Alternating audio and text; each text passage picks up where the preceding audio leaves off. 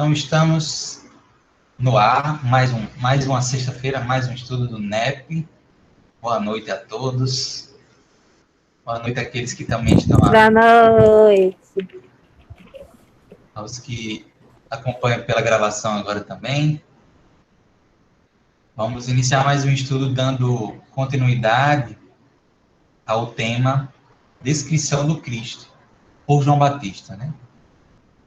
Nós começamos semana passada, mas foi uma breve introdução, algo bem pontual. A gente só separou alguns verbetes, alguns elementos para pesquisar. E aí nós vamos trazer hoje, fazendo algumas reflexões já sobre a passagem, sobre... E fazendo perguntas para ela, para que a gente possa entender, né, melhor essa mensagem de João Batista sobre o Cristo. É uma passagem que tem muitos simbolismos. Olha, o Alexandre vai entrar agora aqui. Tem muito simbolismo sobre a agricultura. Bem interessante. E Alexandre, boa noite, meu amigo. Boa noite, povo do bem. Tudo jóia? Tudo Desculpa jóia. atrás. Nada, a gente acabou de começar. Vamos fazer a prece agora. Eu vou pedir para o Antônio. Antônio, você pode fazer a nossa prece? Posso sim. Amigo e Senhor Jesus, nesse instante nós rogamos, Senhor,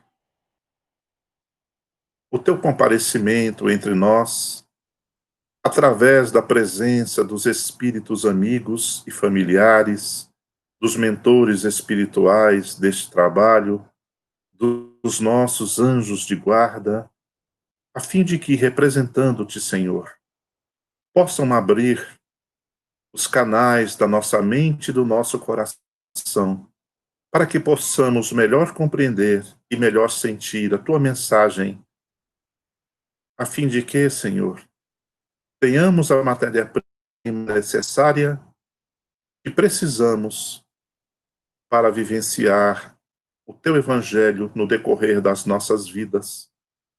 Auxilia-nos nas nossas limitações, auxilia-nos nas nossas dificuldades e ensina-nos, Senhor, a sermos cristãos de verdade.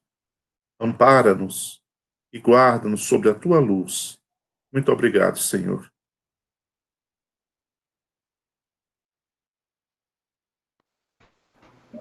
Sim seja. Sim, seja. Então, vamos iniciar, né? Fazendo a leitura novamente da passagem. Eu vou compartilhar a tela com vocês.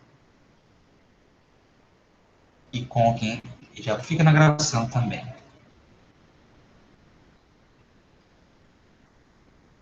Essa nossa passagem, ela está nos 4 evangelistas, né? Os 4 evangelistas se reproduziram. Bem, então, a gente tem todas essas perspectivas, né? Está lá em Mateus, capítulo 3, versículo 11 e 12. E é com ele que nós vamos iniciar aqui. Vamos fazer a leitura de todos, né? Já que é uma passagem curtinha. Tem de 2 a 4 versículos. Então, eu vou iniciar a leitura, depois eu vou passando para vocês também, para que a gente possa compartilhar essa leitura. Bem? Então, Mateus capítulo 3, versículos 11 e 12. Eu vos mergulho na água para o arrependimento, mas o que vem depois de mim é mais forte do que eu, do qual não sou digno de carregar as sandálias. Ele vos mergulhará no Espírito Santo e no fogo. A pá está na sua mão, limpará a sua eira, recolherá seu trigo no celeiro, mas queimará a palha com fogo inextinguível. Então, esse é Mateus. Vamos ler Marcos agora, que eu leio com ele. Marcos. E proclamava dizendo, depois de mim, vem quem é mais forte do que eu, de quem não sou digno de curvando-me desatar a correia das sandálias. Eu vos mergulhei na água, ele, porém, vos mergulhará no Espírito Santo. Então, está aí Marcos um pouco diferente, né, de Mateus. Ele acrescenta essa questão das sandálias, da correia das sandálias. E também, e o restante já tem Mateus. Vamos para Lucas, deixa eu ver aqui, vou pedir para a Anelina, você pode ler para a gente, Anelina, a passagem em Lucas? Claro. Como o povo estivesse na expectativa e todos cogitassem em seus corações se João, porventura, não seria o Cristo. João respondeu a todos, dizendo: Eu vos mergulho na água, mas vem aquele que é mais forte do que eu, do qual não sou digno de desatar a correia das sandálias. Ele vos mergulhará no Espírito Santo e no fogo. A pá está na sua mão para limpar sua eira e recolher o trigo no seu celeiro. Todavia, queimará a palha com fogo inextinguível. Exortando também, com muitas outras palavras, evangelizava o povo. É bem marcante, né? Assim, é a relação dos três e o quanto ele coloca o pós, né? Que não só aquele momento, mas que perdurará, ressoará por todos os tempos, né? Como ressoa até hoje, né? Essa é uma característica do Evangelho de Lucas, inclusive, olha muito para o futuro, para a mensagem de Jesus, não só dentro do contexto judaico, da comunidade judaica. Né? Lucas tinha essa visão. A gente vai saber que, na verdade, o Evangelho de Lucas tinha muita influência de Paulo, né, da própria Maria também, de outros relatos de Pedro. Então, era um evangelho que foi escrito um pouco depois, né, mais à frente do que Marcos e Mateus. João foi o último, né? Mas, óbvio que essa questão ainda não há 100% de certeza sobre essas informações. Mas vamos para João, que também acrescenta uma ótica interessante sobre esse mesmo fato, né? Deixa eu pedir aqui, deixa eu ver quem está na ordem alfabética. Alexandre. Alexandre, você pode ler para a gente? Claro. João? E os que tinham sido enviados eram dos fariseus. Interrogaram-no e disseram-lhe: Então por que batizas, se não és o Cristo, nem Elias, nem o profeta? Respondeu-lhe João, dizendo: Eu mergulho na água. No meio de vós está quem vós não conheceis, aquele que vem depois de mim, do qual não sou digno de desatar a correia das sandálias. Estas coisas ocorreram em Betânia, além do Jordão, onde João estava batizando.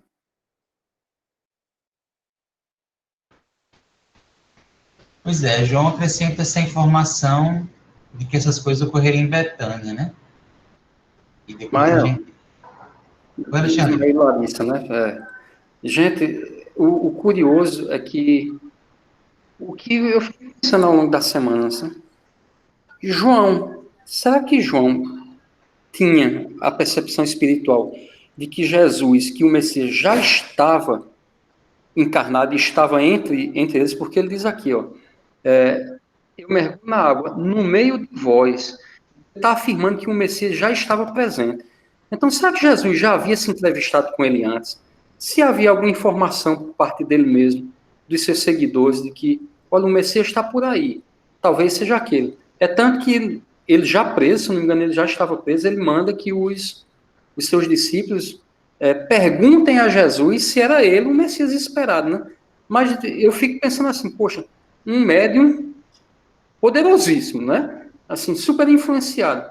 Talvez ele já soubesse mesmo, porque dá uma afirmação dessa, olha, tá aí no meio de vocês. Então, se dissesse isso comigo numa multidão de 5 pessoas, ou a multidão de 5, eu ia olhar para a cara dos 4, dos 5, e ia dizer, será que é um desses aqui? Então era isso que eu queria compartilhar com vocês, viu? Obrigado. Eu posso tirar uma dúvida com vocês? Eu estou percebendo, eu queria assim que alguém pudesse falar, né, lógico, sobre assim, o significado do desatar a correia das sandálias, entendeu? Tinha algum peso nessa época, esse ato, né? Porque você vê que os três relatam e deu uma certa ênfase, se vocês, né, observarem direitinho, desatar a correia das sandálias. Achei bem, saltou aos olhos. Tem uma questão simbólica aí, e a gente vai chegar lá, né, Lina? Porque na semana passada a gente dividiu os termos simbólicos. Você vê que tem essa questão que você atentou bem, esse de não desatar as sandálias, ser capaz de desatar as sandálias, é um ponto interessante que tem uma mensagem por trás. Além disso, tem uma questão que ele fala de um contexto de agricultura, né, uma fala bem simbólica do João Batista, e também traz símbolos interessantes, né? Além disso, tem outros elementos que a gente vai ver, que a gente separou direitinho. Mas como a gente separou, se não me engano, isso ficou com quem? Ficou comigo, Ismael. Né? Com Ismael. Pronto, e o material já tem alguma coisa sobre isso, mas nós vamos chegar lá. Por isso que eu não vou adiantar logo, mas fique tranquilo, a gente vai falar sobre isso. O que Alexandre falou, se alguém quiser comentar também, mas na minha percepção, Alexandre, eu concordo com você, e que realmente João Batista tinha essa percepção da presença já do Cristo no nosso mundo. E veja só, a gente até estudou a passagem aqui do encontro de Maria e de Isabel, eles tinham essa relação familiar, né, de primos, e é um relato, inclusive, no livro Boa Nova, de que eles teriam se encontrado durante a infância, né? Eles teriam convivido ali naquele momento infantil ali, e depois, por algum motivo que a gente não sabe, eles se afastaram, né? João foi viver no deserto, se alimentar de gafanhoto e mel, levar sua mensagem, né? Ele tinha seguidores, e depois que veio, depois desses 30 anos, né, de crescimento de cada um, de desenvolvimento de cada um, óbvio que o Cristo já estava pronto, né, o mundo é que estava aguardando o momento de receber o ministério do Cristo, mas precisou ter toda essa preparação, né? A gente está vendo que as coisas são bem concatenadas. A mensagem de João Batista não é fortuita, tem o seu significado, e ele, de certa forma, preparou nesses anos todos, né, o momento da vinda e da chegada do Cristo, do entendimento daquele povo para a significação da mensagem de Jesus, né? Mas certamente ele já sentia a presença de Jesus, já sabia que andava entre o povo aquele que viria trazer a mensagem do Evangelho. Essa é a minha percepção. Alguém quer mais comentar sobre isso?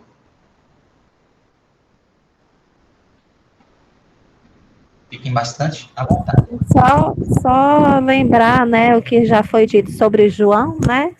Que o próprio Cristo falava que dentre aqueles nascidos de mulher, João era o mais, né, vamos dizer, estava acima dos outros. Então, era uma criatura que tinha uma percepção além, né? Então, com certeza, ele já, nesse seu campo, né, vibracional, ele já sentia a presença desse poderoso que vinha antes dele ser mais forte do que ele, que viria antes dele, né?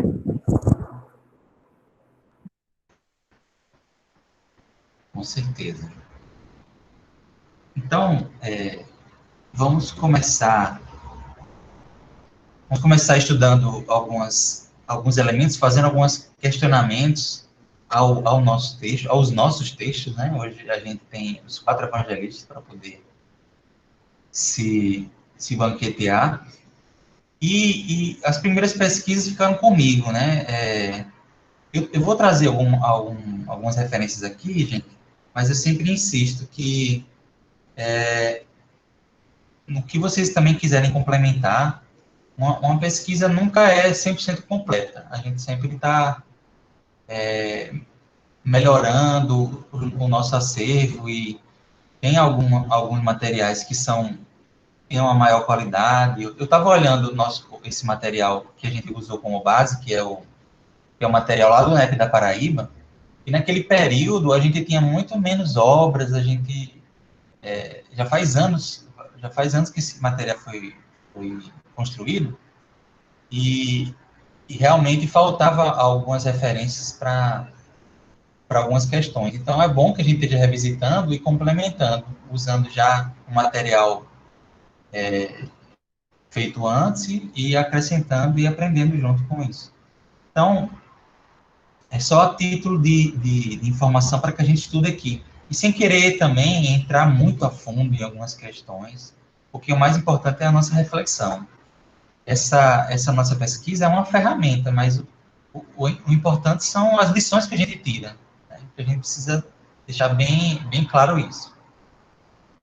Então, começando, deixa eu passar os slides aqui. A gente deu uma olhada nesse quem e o que, né? Os personagens e as figuras que estão presentes na passagem, né? Só recordando aí, a gente vai passar por tudo isso na nossa pesquisa, nosso estudo de hoje.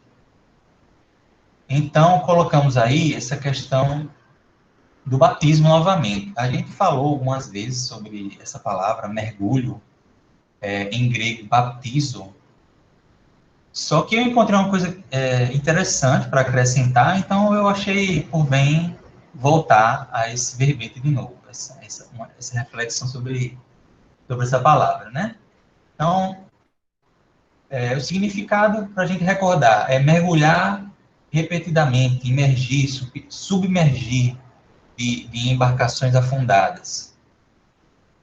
Limpar mergulhando ou submergindo.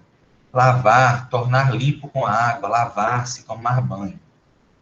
Então, batismo, quando a gente vê essa palavra no grego, na escritura original, baptizo, tá nesse sentido de imergir, mergulhar, lavar, né? Repetindo algo que a gente refletiu, o nosso amigo Antônio comentou muito bem, que essa palavra batismo, hoje, nos dias de hoje, assumiu um outro significado teológico, longe no nosso entender, do significado original, né?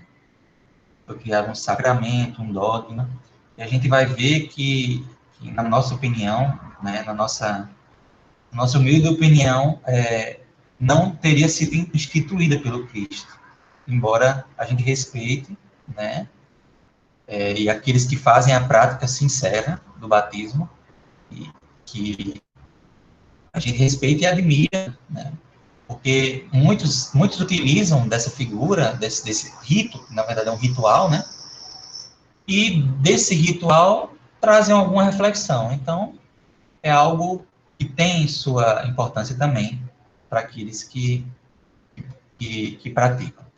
Mas o mais interessante que eu achei, tem submergir, foi essa informação aí que ele nos coloca nesse dicionário, se não me engano, é o dicionário Strong, né? Dicionário Strong, que referência que nosso amigo Alexandre nos passou. Tem duas palavras que a gente encontra no Evangelho, bapto e baptizo. Então, ele diz para a gente não confundir baptizo com bapto. O exemplo mais claro que mostra o sentido de baptizo é um texto do poeta e médico grego Nicander, que viveu aproximadamente em 200 a.C. É uma receita para fazer picles. É de grande ajuda porque nela o autor usa as duas palavras, né, bapto e baptizo. Nicander diz que para preparar picles, o vegetal deveria ser primeiro mergulhado, bapto, em água fervente. Picles para facilitar, é conserva, né? Colocar um alimento, um legume em conserva. No caso do picles, especificamente, é o pepino, se eu não me engano, né? É o pepino. Então, o vegetal deveria primeiro ser mergulhado em água fervente. E então batizado, baptizo, na solução de vinagre.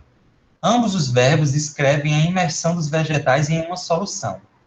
Mas o primeiro descreve uma ação temporária. O segundo, o ato de batizar o vegetal, produz uma mudança permanente. Então, eu achei essa metáfora muito legal para a gente entender o verdadeiro significado desse mergulho, né? E principalmente do contexto aqui, desse mergulho de João Batista, que é um mergulho de arrependimento. E é um mergulho de mudança que não é temporária, é permanente, né? Aí ele compara com esse processo de fazer picles, né? Um mergulho primeiro, que é um mergulho na água, um mergulho temporário, e um mergulho na solução de vinagre, que se coloca ali depois para fechar e deixar em conserva, é algo mais permanente. Amigo, ainda tem um detalhe, é na água quente. Então, o processo de transformar-se não é um processo fácil, muitas vezes doloroso. Exatamente, amiga. A gente vai Só um ver... pequeno esclarecimento. Vontade. Aí culinária já é mais comigo também. Olha que legal. Amigo. Esse bapto aí é o que a gente chama hoje de branqueamento. As mulheres que cuidam de culinária sabem que é fazer o branqueamento. E não é só o pepino, viu? É cenoura, é cebola, é várias coisas, tá certo? É nabo, etc. Então é você fazer uma pré-cocção. Causa um choque térmico, tira, interrompe a cocção, aí depois você coloca na conserva, certo? Esse processo tem muito a ver depois com a interpretação, se a gente for ampliar, certo? Muito bom, amigo Antônio. Trazendo informações culinárias aí pra gente, coisa boa. Então, é bem isso mesmo. Como você falou, a gente pode fazer com vários legumes e vegetais, né? E que é esse processo. E ele termina, tem um último parágrafo do Strong que vai nesse sentido, né? Quando usada no Novo Testamento, esta palavra refere-se com maior frequência à nossa união e identificação com Cristo. União e identificação com Cristo, né, se refere a isso, do que ao nosso batismo com água. Quem crer e for batizado será salvo. Está lá em Marcos, capítulo 16, versículo 16. Cristo está dizendo que o mero consentimento intelectual não é o bastante. Deve haver uma união com ele, uma mudança real, como a do vegetal, em relação ao pico. Então, justamente isso, já traz um pouco dessa interpretação para a nossa passagem, né? E é interessante porque a gente se afasta daquela noção mais fácil, né? De que basta fazer o ritual do batismo, de que basta se propor a seguir o Cristo de maneira de boca para fora, assim, que é suficiente para uma mudança verdadeira. E não, Jesus é bem claro na visão dele, a nos passar a visão dele do que seria esse mergulho de fato, né? E, enfim, depois a gente vai continuar, não quero antecipar, e depois a gente vai adentrar mais nessa interpretação. Mas achei bem interessante. Alguém quer mais comentar algo sobre isso? E agora a gente vai passar para um outro verbete, um outro elemento. É interessante, assim, o processo, né, a transição, e essa quebra de dogma, realmente, né, porque muitas vezes, quando você vem para a doutrina, né, já puxando um pouco a sardinha, tem que, de fato, ocorrer essa transformação, né, e, assim, o que eu achei mais interessante é que eu não preciso estar dizendo o que está acontecendo, né, simplesmente essa transformação, essa fermentação, essa mudança vai ocorrendo no nosso interior, né? Que é a nossa tão famosa reforma íntima, né? E já sei de onde é que veio, né? Essa ideia, né? Mas precisamos realmente transformar, mudar algo diferente do que ocorreu no início. Verdade. Acho que não sei se você já, imagino que o nosso amigo Antônio, e não sei se vocês já comeram picles ou algum alimento em conserva, passado por esse momento, esse processo de fermentação. Fica muito diferente, realmente, né? É muito bom. É É muito muito bom, né? Então, às É vezes, você não vai nem reconhecer o gosto original. é um sabor marcante, é um gosto forte, que eu acho que acontece conosco, né? É algo que é uma transformação, assim, tão, tão grande que as pessoas ao redor percebem sem você abrir a boca, né? Às vezes você não precisa nem abrir a boca, e as pessoas já percebem a sua mudança. E essa comparação, assim, você não tem noção, quanto para mim fez todo sentido, né? A mudança realmente foi um exemplo, assim, muito bom. O que é muito interessante nós lembrarmos, já que estamos tocando e já adiantando algumas nuances da interpretação espiritual, é a questão da conservação, né? Ao mergulho, a limpeza e depois a conservação. Quer dizer, não adianta eu limpar e não conservar. Né? Então, é o limpar, depois conservar e preparar para outra etapa, que é aquele que vai vir fazer o outro batismo, né? Mas a gente vai entrar lá na frente. Muito bom. Muito bom mesmo. Agora, nós mantivemos esse slide que já estava no material original e acho que é suficiente sobre a questão da água. Há muito a se refletir sobre a água no Evangelho, tanto no Novo como no Velho Testamento. E Jesus faz muita referência à água de diversas formas, né? Mas assim, contextualizando a nossa reflexão, estamos falando especificamente desse mergulho na água, né? Que é falado na nossa passagem. Mas vamos refletir um pouco sobre esse significado da água para o povo da época, né? E porque é um ambiente muito diferente do nosso, né?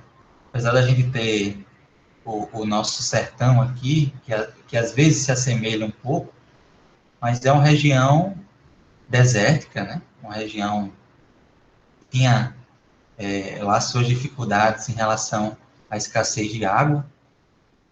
Então o que diz o Douglas aqui para a gente refletir? Em qualquer lugar do mundo onde a água é escassa, naturalmente passa a figurar de modo significativo na vida de seus habitantes. Então, no texto ele vai até trazer alguns exemplos, né? As fontes, os ambientes de fontes, de oásis, as fontes de água, de abastecimento de água, eram lugares não só importantes economicamente e para a subsistência, mas tinham uma importância, inclusive, religiosa, espiritual para aquele povo. Porque era uma fonte de vida, né? Importantíssima para a subsistência de um povo que ali se instalava naquele ambiente desértico da Palestina e precisava dessas provisões. Então, a água tinha esse significado poderoso, né? Bem um elemento simbólico muito forte na cultura hebraica. Ele continua. A ideia de purificação aparece em seguida a do refrigério, né? O refrigério do corpo, né?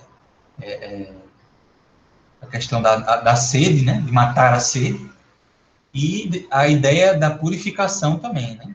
a água que lava, né, que lava o corpo, que lava as vestes, que lava o alimento. Então, tinha também essa conotação. No sistema cerimonial, as abluções, que são os mergulhos, né, eram característica proeminente. Expressão mais desenvolvida deste ritual de abluções era praticada pela seita de Qumran. Qumran era uma comunidade judaica que, inclusive, a gente tem informações sobre ela mais recentemente, devido à descoberta de alguns escritos, né, conhecidos como os manuscritos de Qumran. Então, a gente ainda tem muito a conhecer sobre esse povo e sobre essas seitas judaicas, mas há alguns estudos que indicam que havia algumas práticas de mergulho em alguns tanques, né, de uma maneira, inclusive, ritualística e religiosa, mas bem diferente da conotação que a gente vê hoje no dogma católico e de algumas igrejas, por exemplo, hoje, né? Não há uma correlação direta. Então, expressão mais desenvolvida deste ritual era praticada pela seita de Qumran, bem como por larga variedade de seitas judaicas batistas que floresceram antes e depois do início da era cristã. Esses exemplos provêm o plano de fundo do batismo do arrependimento pregado por João, bem como do batismo cristão de purificação, iniciação e incorporação simbólica em Cristo. Aqui a gente já vê como o Douglas se não me engano, ele é evangélico, já traz um pouco dessa carga teológica interpretativa dele, né? Mas ele já apresenta, existia já um contexto, né? João Batista não tirou do nada essa questão do mergulho, né, simbólico. Havia, provavelmente, algumas práticas em algumas seitas, e ele utilizou disso, não como forma de trazer um ritual puro e simples, né, mas de trazer um significado, não era um batismo por si só, um batismo do arrependimento, da mudança, né, e uma geração ali que estava se refletindo, se reformulando, e principalmente se preparando para a chegada, né, do Messias, do Cristo, do enviado, que viria trazer sua mensagem. Então, há, na nossa passagem também, uma reflexão sobre esse mergulho da água, do arrependimento de João Batista, e do mergulho do fogo, né, que seria esse mergulho de Jesus, o mergulho do Cristo, né, o mergulho do fogo. Depois a gente vai ver essa questão do mergulho do fogo. Por enquanto, falando sobre a água. É interessante nós lembrarmos também, conforme aquela informação que trouxemos há alguns estudos atrás, e João teve aquele encontro quando criança com Jesus, João, filho de Isabel, Jesus, foi João educado, segundo as informações daquela palestra que eu passei para vocês, lá do Divaldo, pelos essênios lá no deserto. Então, João se afastou, Jesus seguiu a sua vida como primogênito, aprendendo a profissão com o pai, depois assumindo a profissão no lugar do pai, e João foi criado, educado pelos essênios, que tinham essa prática, né? A ablução, né? Só que o sentido, depois que João saiu, largou os essênios, ele deu um outro sentido para essa questão da água, que foi o chamado batismo do arrependimento, que não era o conceito dos essênios, né? E era uma prática, a ablução era uma prática em outras sociedades também, né? Sempre com aquela finalidade de limpar, né? Sempre com a finalidade de limpar, né? Exatamente. Ismael, a água na doutrina espírita, né, assume aí uma significação também aí relevante, né? A gente tem a água fluidificada, né? Eu, particularmente, aqui no nosso centro, a gente trabalha com magnetismo, né? Então, é o passe magnético, né? Para mim, o passe é um só, mas a gente, sei lá, adota aquela corrente de estudo do magnetismo, kardeciano, muito difundido aqui por Jacob Mello, aqui do Rio Grande do Norte, Parnamirim. E tem uma leitura do livro de Miramês, no livro Horizontes da Mente. Tem um capítulo lá que tem um título Banho e Passe. Ele diz assim, é só um pedacinho. O contato da água no corpo provoca um estímulo magnético que percorre todo o organismo, deixando calmo e preparando para o sono reparador ou para as lutas de cada dia. O diário, quando encontra na mente apoio, torna-se um passe. A leitura do capítulo é maravilhosa porque ele vai dando umas dicas de como receber o banho à água. Inclusive aqui, quando ela toca aqui nessa região aqui coronária, né, onde fica a pineal, Miramês dá umas dicas aí maravilhosas. Era isso que eu queria falar, gente. Obrigado. É verdade, Alexandre. Você lembrou bem, amigo, da importância da água no contexto da doutrina, a doutrina espírita, do movimento espírita. E, gente, a gente poderia falar muito sobre a importância da água para o corpo, para o ambiente aqui. É um elemento, sem dúvida, presente, uma dádiva, que a gente precisa saber usar e preservar, né? Porque as aplicações e a forma que a gente utiliza a água, de diversas maneiras, né? É essencial para a nossa evolução, para o nosso corpo e para o nosso espírito também. E eu lembro de uma passagem em Nosso Lar, em que as águas, né, estavam sendo magnetizadas, né, fluidificadas lá no plano espiritual, lá em Nosso Lar, e chegando aqui para a Terra para trazer seus benefícios, né? Então, tem toda uma providência divina por trás, né, da purificação da água. Verdade. Amigo, sobre essa questão, alguém comentar mais alguma coisa? Ou perguntar algo? Ok, então, vamos em frente. Outra questão que a gente trouxe, já é também um outro resgate, porque a gente já comentou um pouco sobre essa questão do arrependimento, mas eu achei outras informações que podem complementar. Então, arrependimento, a gente trouxe a noção no Antigo e no Novo Testamento, dessa palavra, um pouco, né? No Antigo Testamento, termo, Larissa me lembrou aqui que eu fiquei de compartilhar a nossa leitura aqui, eu estava lendo tudo sozinho. Deixa eu compartilhar também, né? Vou pedir ao amigo Antônio Carlos para fazer a leitura. Você pode, amigo? Posso sim. Quem arrependimento. No Antigo Testamento, termo mais frequentemente empregado para denotar o arrependimento humano é chuv, que significa girar ou retornar, e é aplicado ao tornar do pecado para voltar-se para Deus.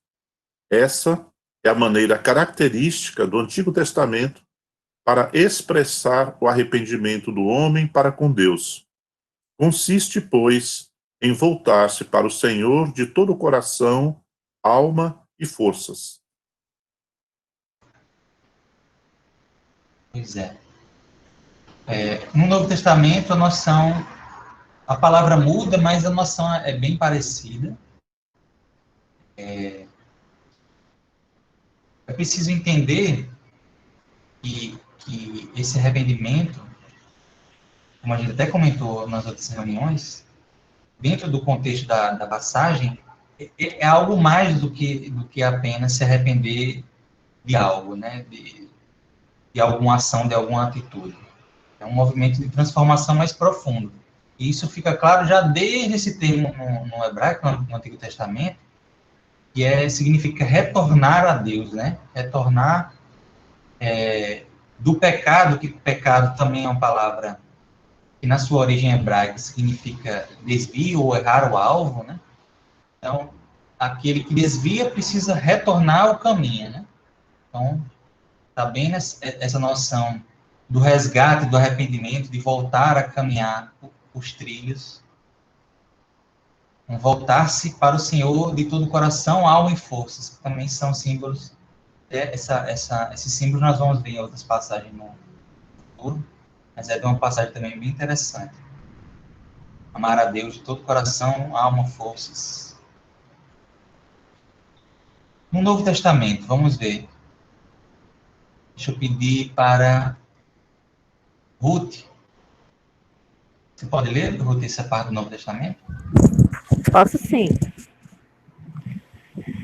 No Novo Testamento, os termos arrepender-se, metanoia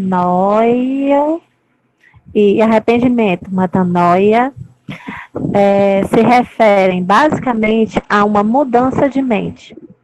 É importantíssimo observar essa significação, pois no arrependimento consiste de uma radical transformação de pensamento, atitude e direção. O arrependimento consiste de uma revolução naquilo que é mais determinativo na personalidade humana, sendo reflexo na consciência da radical mudança operada pelo Espírito Santo por ocasião da regeneração. Então, mais uma vez, só reforçando aquela nossa ideia, né, de como esse processo acontece, né? Ele fala até que esse arrependimento, esse mergulho, essa proposta que a gente viu que se alinha muito com a proposta espírita da reforma íntima, com a proposta de evolução espiritual, é uma revolução, né? Uma verdadeira revolução que determina muito das nossas ações, né, da personalidade humana na nossa vida, é o reflexo daquilo que deve determinar a nossa verdadeira mudança. Então, operada pelo Espírito Santo, depois a gente vai ver retornado depois essa noção de Espírito Santo, que também é algo bem interessante para a gente refletir, por ocasião da regeneração. Então, olha como é interessante, né? É um texto de um estudioso que é evangélico, mas a gente vê, enquanto espíritas, a gente consegue conversar muito com essas noções, né? De regeneração, de mudança, de revolução interna, de uma mudança verdadeira, de fato, né?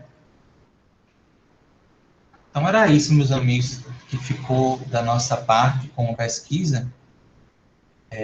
Agora, a gente vai para os elementos que o nosso amigo Alexandre nos trouxe.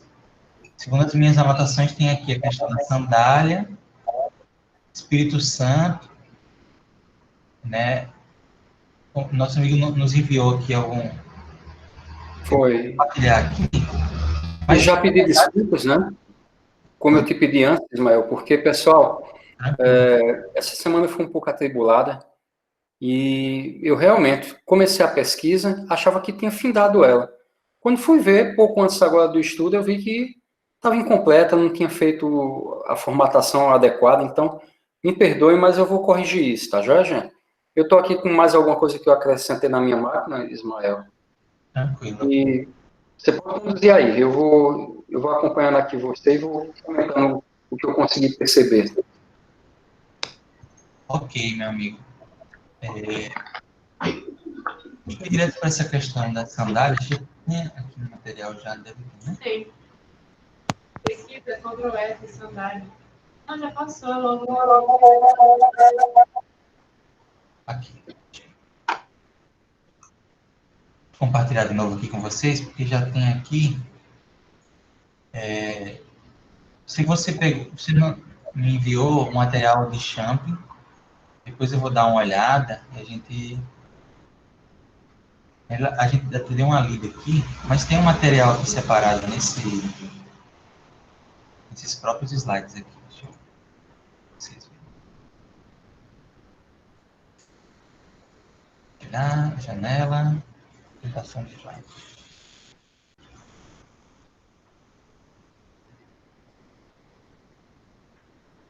Vejamos. Tem algumas informações já interessantes sobre sandálias. Está conseguindo ver? Tem umas coisas interessantes que eu pesquisei também sobre sandálias, sabe? Mas é melhor que elas Alexandre fale primeiro e você... Tá. A gente vai fazendo esse movimento de... O legal é isso, a gente ir, cada um acrescentando um pouquinho e fazendo até a pesquisa aqui na hora. É bem tranquilo isso. Então, sandálias. Vamos voltar, que todos já leram, né? Então, vou voltar a fazer a leitura e depois eu vou passando para vocês. Sandálias. As casas ricas costumavam ter criados à entrada da porta, que se destinavam a desprender a sandália dos convidados e visitas. Isso está lá no dicionário Davis. Em geral, os escravos e pessoas com elevado status na sociedade gozavam eles mesmos de status mais elevados que os homens livres. Ao contrário do discípulo, que também servia a um mestre, o escravo carregava e tirava as sandálias do seu senhor. Aqui, João se queixa que não era digno de ser nem mesmo o escravo do Cristo. Então, a gente já tem essa interpretação e essa conotação, né? Então, esse não ser digno de nem tirar a sandália, né? Ele está se colocando numa posição bem abaixo da do Cristo mesmo, assim, vendo a força e a elevação que é daquele espírito. Alguém está... Existe, né, Ismael, uma outra cotação também, é a cotação social, que realmente é essa, que a função do servo realmente era essa, mas o povo, a grande maioria do povo que não tinha a condição social dos ricos, a característica daquela terra, daquele deserto, é a existência de muito pedregulho, muita pedra.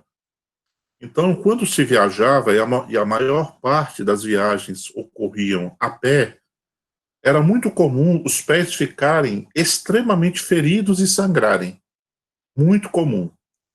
Quando você chegava na casa de alguém, era um costume social de que você está sendo bem recebido naquela casa, os pés serem lavados pelo dono da casa, né? E, ao mesmo tempo, dava o refrigério, aliviava aquelas dores. Quem podia, quem tinha um pouco mais de condição, os pés eram lavados, depois era passado um unguento nos pés, aliviar esse sinal de boa recepção. Isso dentro do contexto dos costumes sociais, certo? E dentro do contexto das classes sociais, essa questão realmente aí dos servos. Muito bem acrescentado. Oi, Alexandre, pode falar. Legal. Pessoal, eu trouxe uma pesquisa do dicionário de Strong que me chamou a atenção. O sandália, o objeto, né, tá bem definido na nossa mente. Mas aí na Bíblia de Jerusalém, a expressão é de tirar-lhe as sandálias, e Haroldo Dutra, em Mateus, né, comentando Mateus, ele diz carregar as sandálias. A palavra para o grego usada é bastazo. E ele diz assim, pegar com as mãos. Aí o segundo significado, pegar a fim de carregar ou levar, colocar sobre si mesmo algo para ser carregado. Até aí tá beleza. Significado comum da gente. Aí, continuando na significação da palavra, ele diz, levar o que é duro de suportar. Levar, carregar, levar consigo, sustentar, apoiar, suportar. Então, eu gostei dessa significação lá embaixo do dicionário, né, de Strong, que é o grego, né, é o grego koiné, perdão, em que aí eu fiz essa colocação assim, poxa, então, João Batista também estava dizendo que não era digno de suportar, né, de carregar, de levar consigo a tarefa do mestre, de sustentar, de apoiar, de suportar de alguma forma. Então, apesar de que sandália tem essa conotação em comum que a gente viu aí, o Antônio trouxe a prática social da época, mas se vocês verem lá no material de Strong, que infelizmente eu não tive tempo hábil de passar para Ismael formatar, isso vai ficar para o futuro. Então vocês vão ver lá que uma das significações é essa, de levar o que é duro de suportar, Talvez João Batista também tivesse se referindo a isso, né? E como eu disse na ideia, ainda que ele tivesse falado de sandália, mas o evangelho é rico de significação, então a gente pode extrair esse entendimento aí para perfumar, para dar um colorido especial a essa pequena passagem aí. Eu gostei muito dela. É isso. Excelente observação, Alexandre, excelente. Muito bom mesmo, gente. Nossa, aprendo demais com esse estudo, com vocês. E eu queria só reforçar mesmo, porque o Antônio bem falou dessa importância das sandálias na época, e eu estava realmente lembrando, quando a gente falou do ambiente desértico, né? E do ambiente... às vezes, os filmes retratam o deserto da Palestina erroneamente como um deserto arenoso, né? Como se fosse o deserto do Saara. Mas é um deserto pedregoso, como bem falou nosso amigo Antônio. Então, as sandálias eram um elemento importantíssimo, até porque naquela época se viajava muito a pé, né? As viagens eram feitas muito, muito a pé, embora houvessem os transportes a cavalo, né?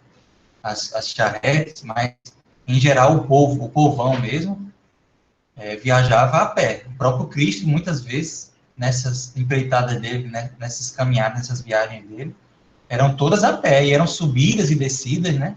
Então, as sandálias eram elementos importantíssimos nesse caminhar. Como bem falou o Antônio, protegendo o pé das pedras, das intempéries, dos espinhos, das plantações, enfim. Então chegar após uma viagem dessa no deserto, atravessando montes, num lugar, geralmente você era bem recebido, havia esse costume, como o Antônio bem falou, de lavar-se os pés, de cuidar dos pés, de tirar a sandália. Então, isso assume, a gente vê, assume dá uma outra cor à passagem, né? Porque a gente, hoje em dia, com os carros, com diversos meios de transporte que a gente tem, a gente se distanciou um pouco, né, desse contexto. E é bom a gente relembrar, se colocar no lugar daqueles personagens e fazer essa viagem. Então, foi muito bom esse momento aqui de reflexão. Samuel, Mais alguém quer falar algo? Oi, Antônio. a sua fala está cortando. Está cortando? Alguém deve estar com o microfone ligado, não? Não, eu acho que é a minha internet, talvez. Vocês estão me ouvindo agora bem?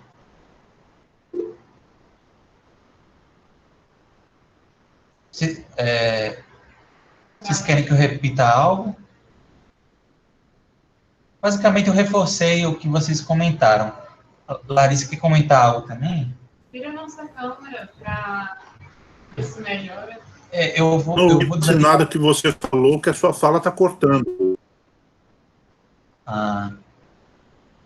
Antônio, pode ser tua internet ou a dele. Anelina e Ruth, cortou para vocês também? Para Ruth não. Para mim não. Para mim não. Não, para mim cortou, mas assim, dava para compreender. Então, acho que também a minha internet que está um pouco ruim, certo. Entendeu? Então, eu tirei até a imagem para poder escutar melhor. Eu vou tirar a minha imagem também, para ver se melhora um pouco a transmissão, ok? Embora eu adore ver vocês, mas se vocês puderem também, aí a gente, acho que estabiliza um pouco mais. Vou passar Anelina, minha amiga, peraí, só um instantinho. Anelina, minha amiga, respondeu alguma coisa das suas sandálias, aquilo que lhe chamou a atenção? Acrescentou? Eu estou pensando, caiu como uma luva. Mas já tem outras coisas também que eu já estou matutando do slide anterior, mas isso eu vou jogar no grupo depois. Adorei, viu, Alexandre? Obrigada. Querendo, compartilhe conosco, fica o ambiente bem à vontade, e a hora é essa também para a gente tirar dúvidas, fique bastante à vontade. Bem, o que eu pesquisei sobre sandálias está na Bíblia do Peregrino, nos comentários, né, da Bíblia. E diz o seguinte: a alusão às sandálias parece referir-se ao símbolo matrimonial do levirato. Aí ele cita essa passagem. Está lá em Deuteronômio, capítulo 25, versículos 5 a 10, e RT, capítulo 4. Os 4 evangelistas e Atos 13 as mencionam. O símbolo se esclarece na versão do Evangelho de João. Uma longa tradição transmite essa interpretação teológica das sandálias, ao passo que outra tradição, também antiga, reduz o tema a uma expressão ética de humildade. Então, ele está dizendo assim, tem 2 interpretações que pode se seguir aqui. Uma delas é que as sandálias é um símbolo do noivo, né, do Messias como um noivo, né, que ele iria fazer uma aliança com a noiva. E quem que é a noiva, né? É justamente o povo, né? É Israel, é Jerusalém, é o povo que estaria recebendo, né, o Jesus como o Messias. Aí eu vou agora ler o que está lá nessa mesma Bíblia, só que mais na frente. É um comentário que está em João. João responde com um enigma. O que eu faço está claro, mas já existe um personagem desconhecido que chega depois de mim, embora me anteceda em direitos.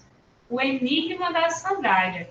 Aí ele está dizendo assim, que deveria ser inteligível para peritos da lei. Ou seja, quem fosse doutor da lei está entendendo esse símbolo. Alude à lei do levirato. Aí ele está pedindo para ver a função da sandália no tema do matrimônio com a cunhada. E começa a insinuar o que irá se esclarecendo. Jesus é o Messias esposo. Ou seja, eu vou dizer o que é que eu entendi disso, né? Pode ser uma viagem muito grande, mas eu li Deuteronômio, né, a lei do levirato, e vamos dizer que tem uma mulher, né, que ela se tornou viúva. Então, na lei do levirato, ela podia, né, pedir para se casar com o cunhado. E o cunhado, ele poderia aceitar ou não. Aí, nessa... Tem a ver sandália com isso. Eu vou dizer agora, menino, tenha calma. Aí, tem uma parte que diz assim... Os anciãos da cidade convocarão, né, o cunhado e vão conversar com ele. Se ele persistir dizendo não quero desposá-la, então a cunhada se aproximará dele na presença dos anciãos e vai tirar as sandálias dele. E ele vai ficar conhecido como o descalçado. Então, estar com a sandália significa que ele aceitou se casar com aquela viúva, entendeu? Mais ou menos. Foi um pouco rápido, mas eu acho que deu para entender. Porque essa é uma dúvida minha. Porque eu vi algumas pessoas falando que era uma referência à lei do levirato, mas eu nunca entendi. Se ele está com a sandália, significa que ele se casou com a viúva. Mas se ele estiver sem a sandália, se ele estiver descalçado, é porque ele se recusou a essa união, a essa aliança. É uma, vamos dizer assim, uma camada de interpretação mais profunda, né? É uma referência ali que fica nas entrelinhas. Segundo alguns intérpretes, talvez João Batista estivesse fazendo essa referência. Como a gente sabe, que a gente viu em outros estudos anteriores, havia um significado muito forte na cultura judaica da aliança, de uma aliança do povo com Deus, né? E depois disso, com a vinda do Cristo, muitos dos evangelhos vão fazer essa associação também do povo, de nós todos, os filhos de Deus, com o próprio Cristo. Como se o Cristo também fosse um noivo, né? Houvesse um casamento, houvesse uma aliança. Então, esse símbolo do casamento, da aliança, do povo como noivo, de Deus como marido, e do povo como a noiva, de Jesus como marido, do povo como a noiva, ressignificando e trazendo essa aliança, é algo que existe como símbolo no Evangelho. Né? A gente viu essa questão. Então, pode ser que ele esteja se referindo, soltando ele deixou um gostinho dessa interpretação, dessa visão aí, talvez. Não sei se deu para entender e se vocês concordam, mas eu deixo aí vocês à vontade. Tem alguma dúvida, algum comentário a mais sobre isso? Oi, Ruth, voltou. Deu uma caidinha, mas voltou. Então, como estão todos em silêncio, imagino que entenderam ou não tem alguma dúvida ou algum comentário. Qualquer coisa, se houver mais alguma dúvida, pode também trazer no grupo depois. Vamos seguir, né? Sobre a questão das sandálias, refletimos, depois a gente vai resgatar, né, certamente, o significado mais espiritual e moral dessa passagem, desse trecho também. Vejamos agora o Espírito Santo, né? Pela ordem aqui, deixa eu dar uma checada. É isso mesmo, Espírito Santo. E para falar de Espírito Santo, é preciso, deixa eu ver se já dou uma contextualização aqui. A gente vai ver essa expressão várias vezes no Evangelho. E muito se teorizou sobre o que significava Espírito Santo, né? Ainda hoje, muito. E virou um dogma a questão da Trindade na Igreja Católica, que tem raiz na tradição católica, né? Na tradição dos bispos e dos padres que vieram, isso já bem depois do Evangelho. Então, Larissa, Antônio está perguntando a fonte. É a Bíblia do Peregrino, não é isso? Bíblia do Peregrino. Os comentários de rodapé. São os comentários de rodapé da Bíblia do Peregrino, na parte de Mateus e na parte de João. A Bíblia do Peregrino tem notas de rodapé muito interessantes, geralmente um conteúdo bem legal. Então, como a gente ia dizendo, todas as questões que estão no Evangelho, que viraram dogma na igreja, a gente precisa ter um cuidado a mais, né? O próprio Kardec sinaliza isso, né? Que a gente deve dar importância e evidenciar o ensino moral, né? Que essas questões que viraram dogma são objetos de muita discussão. Mas é importante que a gente visite esses conceitos da maneira mais lógica, da maneira mais racional possível, entendendo esses símbolos no lugar que eles pertencem na cultura. Então, Espírito Santo, a gente tem diversas óticas em relação a ele. Mas a que eu mais me identifico, que eu gosto, eu enxergo assim, que Espírito Santo seria a presença divina na vida de Jesus e das pessoas. Então, toda vez que há uma presença espiritual forte, uma presença simbolicamente representada como a presença de Deus, né? Mas aquela presença que é essa essência divina que vive em todos nós. Então, essa presença que é muitas vezes sentida como a presença dos espíritos amigos, né? Então, o Espírito Santo muitas vezes é colocado como um símbolo das grandes legiões de espíritos superiores que comandam e que dão seguimento à evolução do planeta, impulsionam, né, a nossa evolução, nos dão inspiração. Então, a gente vai ver... Era em relação com a providência? Sim, a providência divina, a gente poderia ver. Toda vez que a gente fala de Espírito Santo, há alguma presença espiritual envolvida. A gente passou numa passagem, de, se eu não me engano, era... Qual é o nome dele? Que fez uma profecia em relação à vida de Jesus, quando era menino. Pegou Jesus pequeno e segurou nas mãos. Eu esqueci o nome dele. Mas o Simeão? É o Simeão, exatamente, Antônio. Obrigado por lembrar. O Simeão, quando ele pronuncia aquelas palavras, é falado lá no Evangelho sobre essa presença do Espírito Santo. Aí quando Maria também fala, quando Isabel pronuncia cânticos, né, e e orações, é falado nessa presença do Espírito Santo, que é essa inspiração. E muitas vezes não é só a pessoa falando, né? Mas é a inspiração também do alto que vem. Então, isso fica nas entrelinhas do Evangelho. Eu acho muito bonito isso, porque é uma evidência primeiro da mediunidade e do amparo espiritual que existe no Evangelho em vários momentos.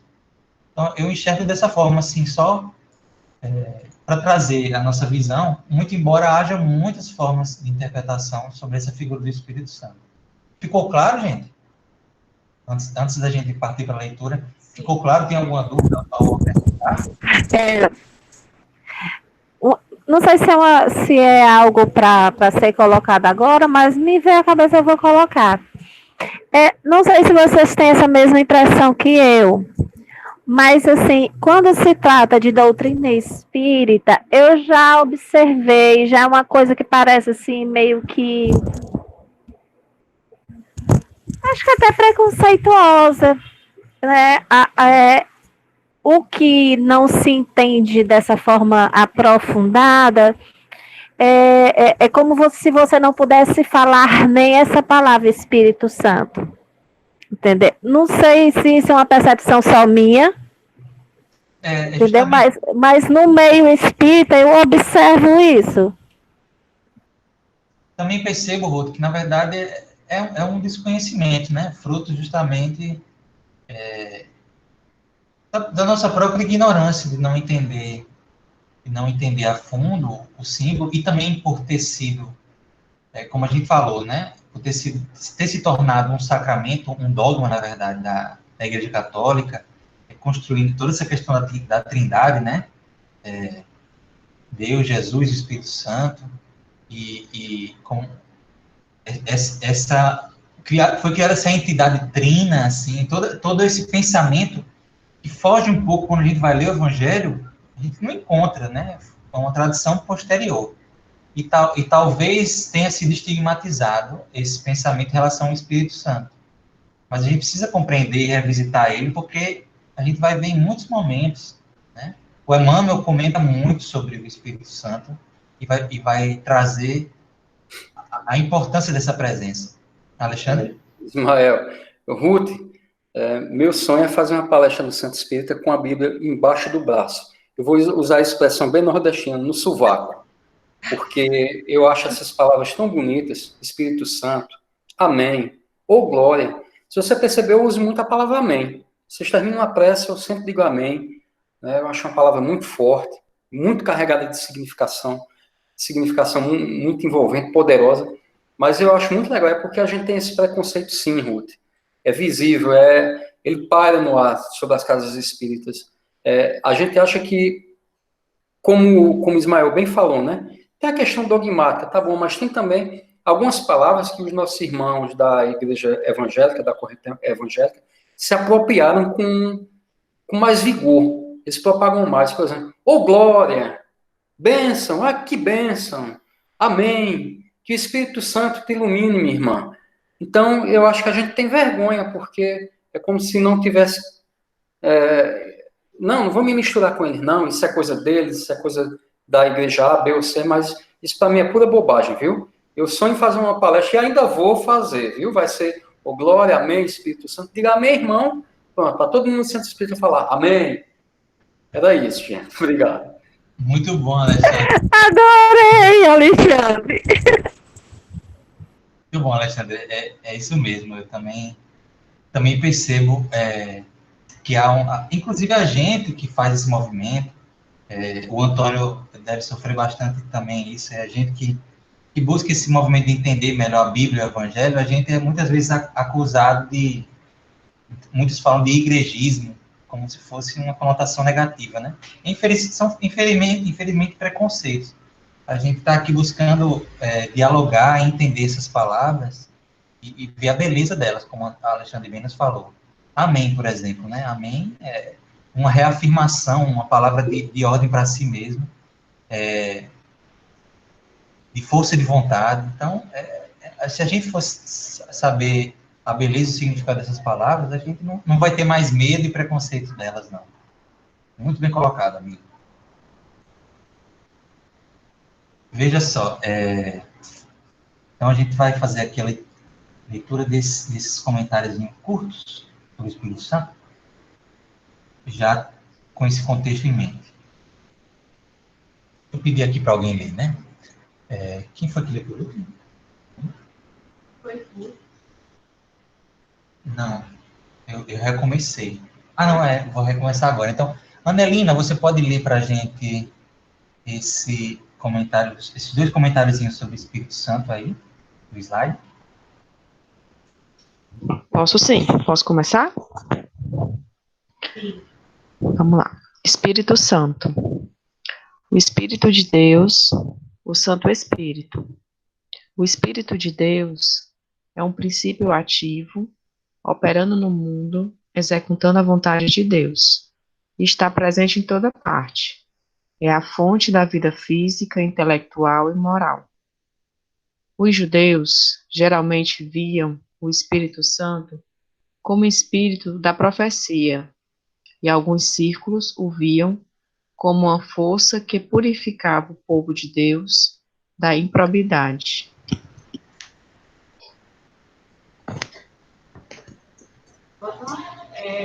Esse trecho, né, que está na Bíblia de Davis, é a parte inicial, né, do que Alexandre selecionou. E eu acho que resume bem, sabe? Lá na Bíblia ele fala também do significado do Espírito Santo, porque ele aparece no Antigo Testamento e aparece também no Novo, né? Só que no Novo aparece bem mais. E ele vai trazendo, né, as referências em que ele é citado. Mas eu acho que é um princípio ativo operando no mundo, executando a vontade de Deus, é o que resume bem a ideia, né? Muito bom, né?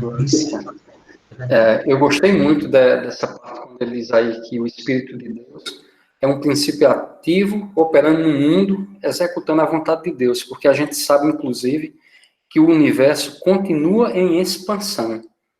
Então, esse Espírito de Deus, esse Espírito Santo, que anima todo o universo, ele continua agindo. Ele diz aqui que é a fonte da vida física, intelectual e moral. Eu gosto de pensar ele como a fonte da vida física. Porque nesse mesmo material que eu mandei aqui, tem lá dizendo assim, ó, o Espírito movia-se no princípio sobre a massa caótica do universo. E está presente em toda parte. É imanente na energia que move os mundos.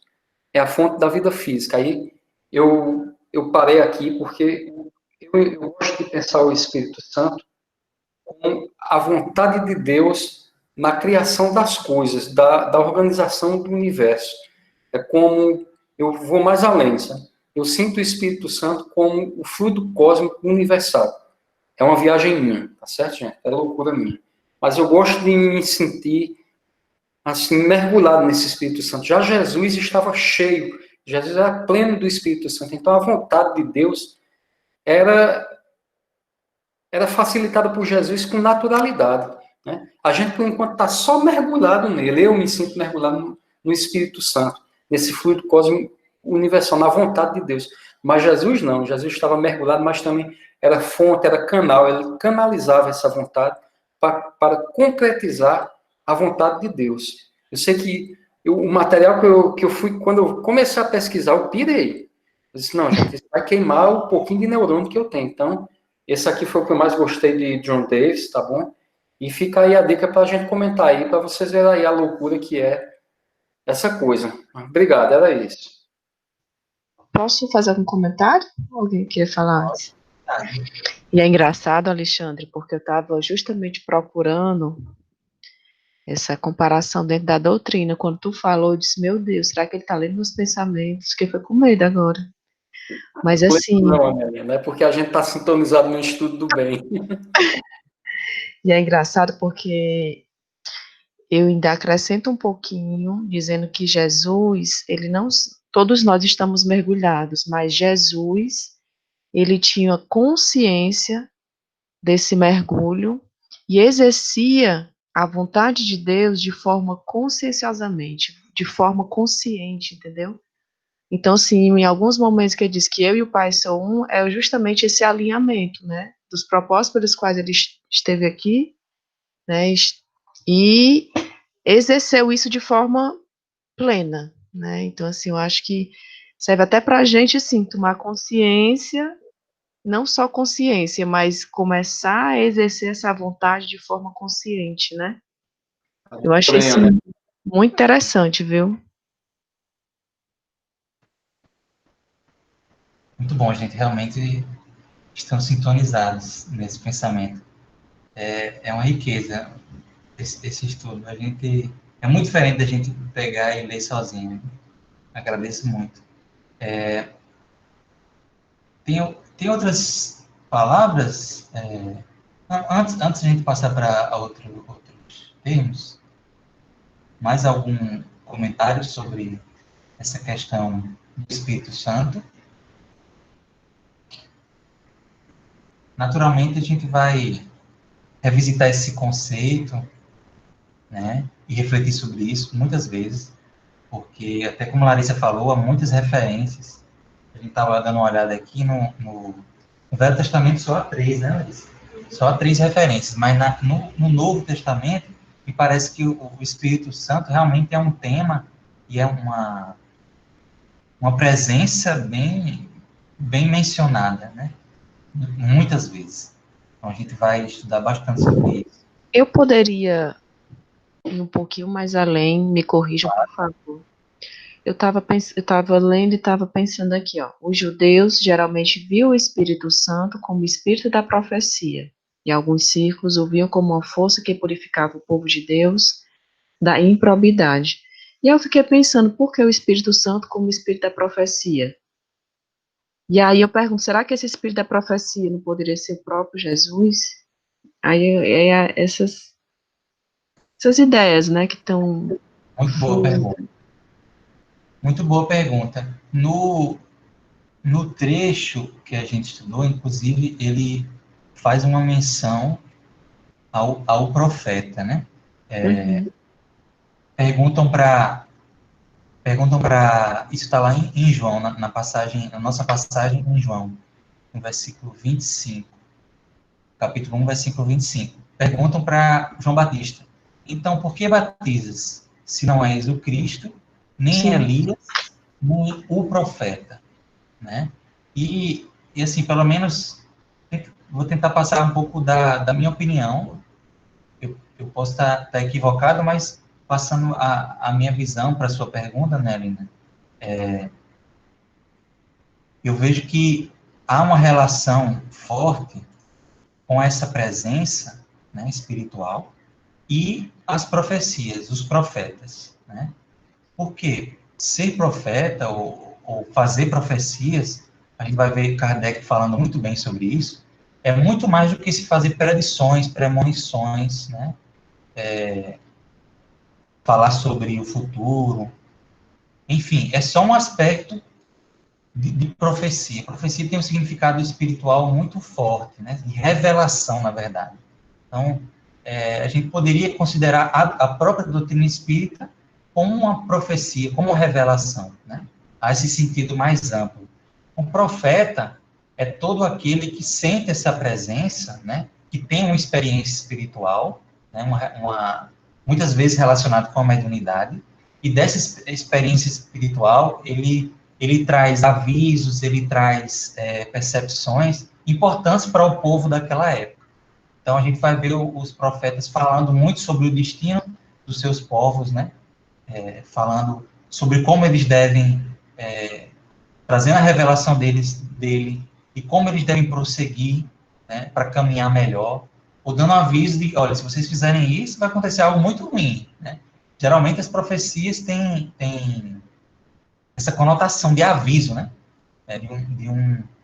De um conselho espiritual, olha, se vocês fizerem dessa forma, não vai dar muito certo, né? Então esse espírito talvez tenha essa conotação, essa figura do Espírito Santo tem essa ligação na profecia por causa disso, por causa dessa profunda ligação entre profecia e revelação espiritual, né? Essa presença do Deus que conduz o seu povo, da espiritualidade que conduz e planeja, né, os movimentos daqueles povos. E os profetas são justamente essa comunicação, vamos dizer assim, mais direta, desses que têm essa percepção, essa sensibilidade maior, para poder ter essa experiência e levar para o povo. Nem sempre eles conseguem fazer isso da melhor maneira, né? Porque até os profetas são pessoas limitadas. E aí, muitas vezes, o recado não sai do jeito exatamente que veio lá de cima. Mas são processos de progressão e de evolução da humanidade naturais. Deu para entender ou ficou muito complicado? Ismael, vai, Antônio. Vamos lembrar também que dentro da cultura, né, do judaica, principalmente do Antigo Testamento, os profetas eram os porta-vozes de Deus, né? Eram aqueles que traziam a mensagem de Deus para os homens, né? Essa era uma crença, era uma visão que o povo judeu do Antigo Testamento tinha, né? Daí, quando ele fala que está operando no mundo, executando a vontade de Deus, está presente em toda parte, é fonte de vida física, intelectual, moral, e ele diz que isso é ligado ao espírito da profecia, é porque se criam eles, né, que o espírito da profecia era o próprio espírito de Deus que vinha se comunicar para orientar o povo escolhido. Né? Então, essa era uma cultura bem presente no Antigo Testamento, conforme nós já vimos no termo profecia antes. Exatamente, amigo Antônio. É importante a gente conhecer esse contexto para o povo da época, né? Os profetas eram figuras importantíssimas. Né? E muitos patriarcas também são considerados profetas. Aí, meu amigo, não sei se é porque a gente está tão fresquinha, né, Amelina? A gente está no nosso evangelho estudando todo o capítulo relacionado aos falsos profetas, essa questão. A gente estudou há pouquíssimo tempo, né, sobre isso. E toda a vida eu lembro da música de Tim Vanessa, né? Hoje médiuns, antes profetas, faculdades não mais ocultas. Perfeito, perfeito. Essa música é Médiuns, né? Fantástica. Fala muito sobre várias experiências da mediunidade e da profecia no Velho Testamento. É uma riqueza. Dá para estudar só essa música, se vocês quiserem. Passar um estudo todinho estudando ela. Mas a gente já está chegando no final, gente. Ó. Veja só. Vamos ter que ficar com outra parte de reflexões para a próxima semana. Vamos só, então, terminar essa parte aqui. Ismael? Oi, Antônio. Gostaria só de fazer um pequeno comentário. Fica à vontade. Uma coisa vai puxando a outra. Vamos lembrar que há uma diferença grande, né? Que no Antigo Testamento, o profeta trazia a mensagem de Deus segundo a crença para o povo escolhido. Aqui é interessante. João diz que Jesus mergulhará as pessoas, né, no Espírito Santo. Olha que a diferença é brutal. Completamente, né? Acaba aquela distância de quem traz uma mensagem e coloca, e Jesus mergulhará. Quer dizer, isso aí faz com que estamos assim de as nossas relações infinitamente. Nossa, que fantástico, Antônio.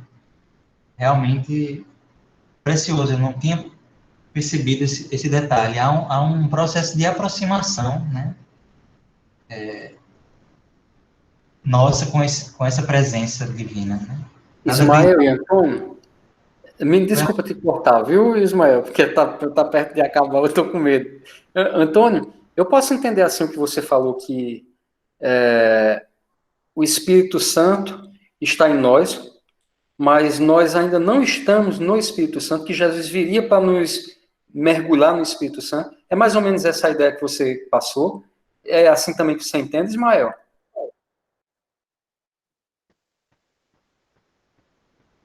Perfeito. Amigo Antônio, você quer comentar? Mas eu entendo simbolicamente que dessa forma. Mas fica à vontade, Antônio.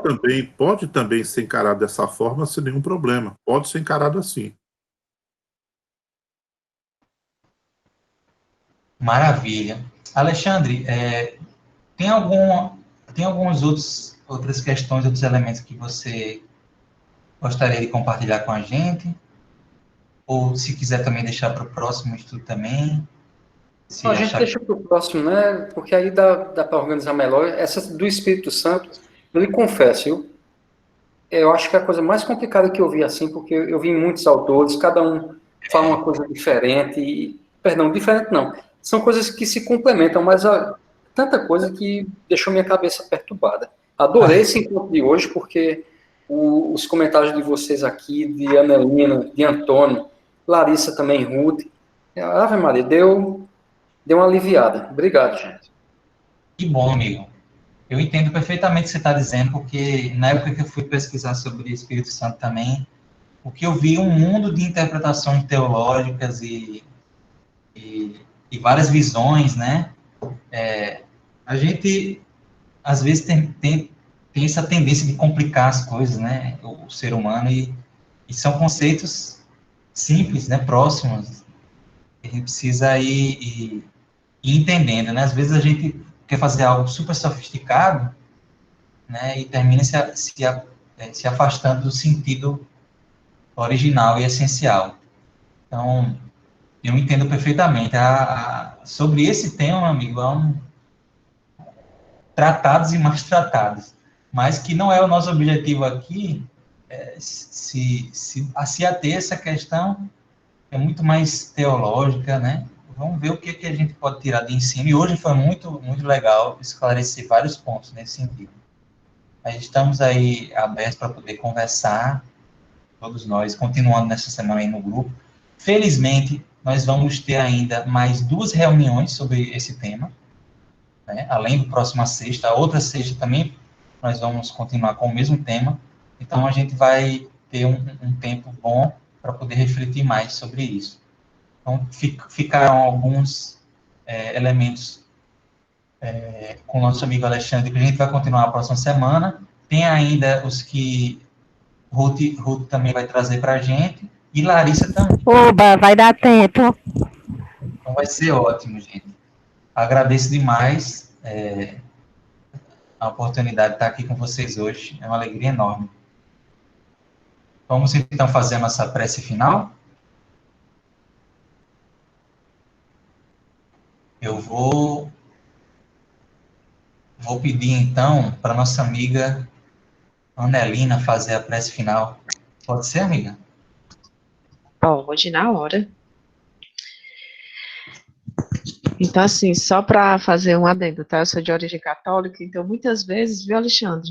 Eu faço as orações, assim, bem parecido com a igreja católica, então aqui é tranquilo, né?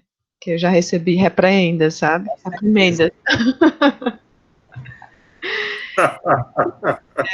Aí eu disse, não posso negar minhas origens, eu tô aqui, mas fazer o quê, né? Maravilha. Então, assim, vamos fechar nossos olhos, vamos nesse momento procurar respirar de uma forma mais compassada, consciente, procurando pegar todo esse conhecimento que foi trabalhado essa noite